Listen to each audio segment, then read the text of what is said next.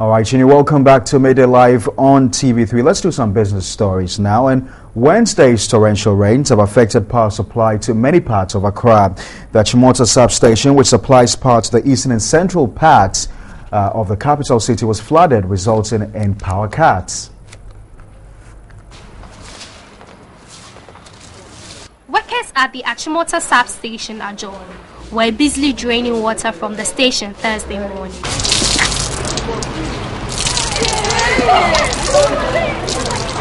The substation shut down as a result of flooding to prevent any disaster.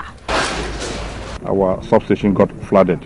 Now getting to around 9 p.m., the level got so high that it was actually affecting our terminations here, the cable terminations at the substation. As we stand now, there is no supply from the Achimota substation, and that is why you have large segments of Accra being off today. The chief executive of the Ghana Grid Company, Engineer William Mamuna, said there was no property loss as a result.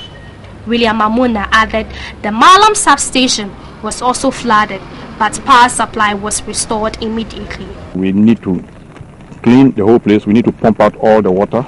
Once we take out the water, we are going to check all the terminations, check our transformers, and when that is okay, when everything is okay, would restore power. Consumers of electricity at La Paz, Cantonment, Kanda, Abelimpe and East Accra have been affected. The Power Minister, Dr. Kwabna Donko, urged engineers to work swiftly to restore power. If critical installations such as this in emergency will have to go off because of flooding, then as a nation we have a challenge that must be collectively addressed. The sector agencies, my directive is that going forward in acquiring facilities for new substations and other critical infrastructure, the recent history of flooding in Accra should be taken account of so that remedial measures can be put in place. Well, businesses have not been spared the devastating effects of the floods. They've also been badly hit.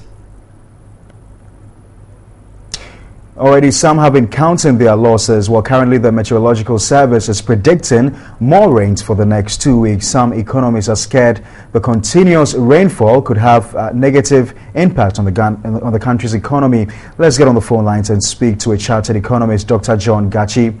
He's going to join us shortly.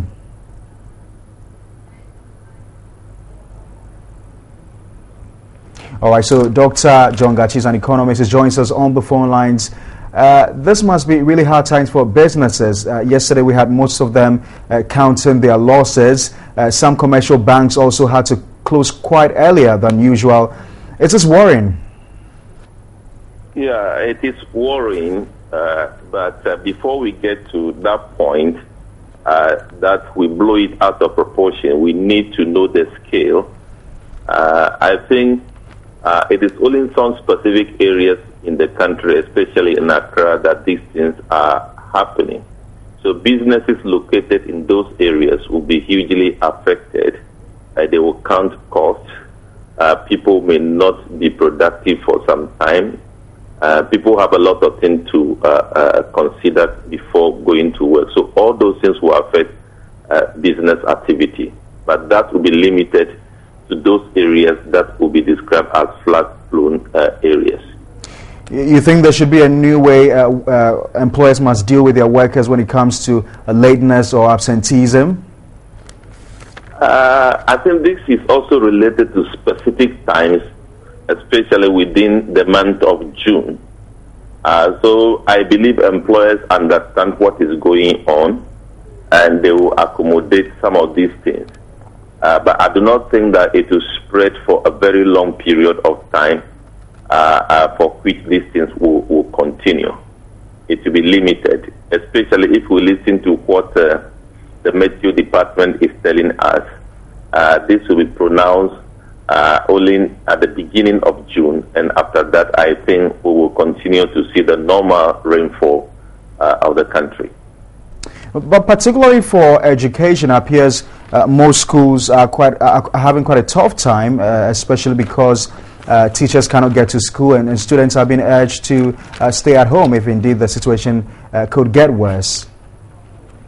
That is what I said, that in my opinion, this will be limited to the first week in June, bearing in mind that we are being guided by the statement from the Meteo Department, that these disturbances will be there for the first week in June.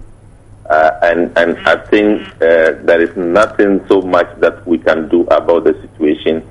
And now we just have to be listening to what the Meteo Department is saying, and teachers will guide themselves as to how they move and how they guide their children, whether they should come to school or they should come to school for a limited period of time and leave back home. That should happen within the first week in June. For that matter, business activity will be disrupted during this period. But I do not expect that will extend for the entire period of June.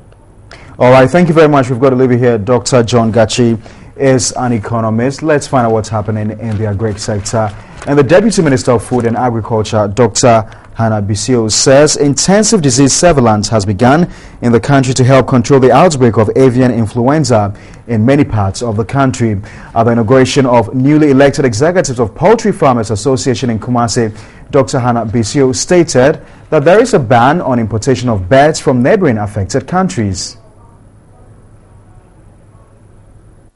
Following the recent outbreak of the highly pathogenic avian influenza, commonly known as bird flu in some parts of the Greater Accra region, there has been several calls by the general public to control the disease. The president of the Poultry Farmers Association, Victor Opong Ejay, said, despite the news of the bird flu outbreak, there is still importation of frozen chicken.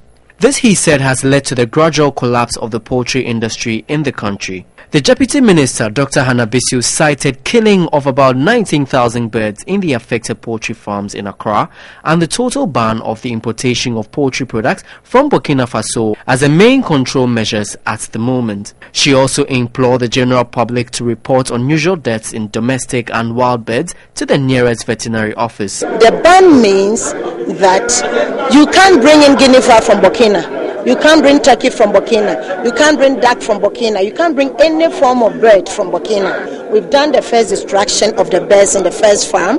We are on to the second destruction of the second farm. That is in Pong Kataman. So that has about 19,000 birds. So far, we've not had any indication from any other part in the country. We are still investigating as to the source of infection. The ministry has directed internal movement of poultry and poultry products must undergo veterinary inspection and must be accompanied by a movement permit. Well, that's all for business on Midday Live.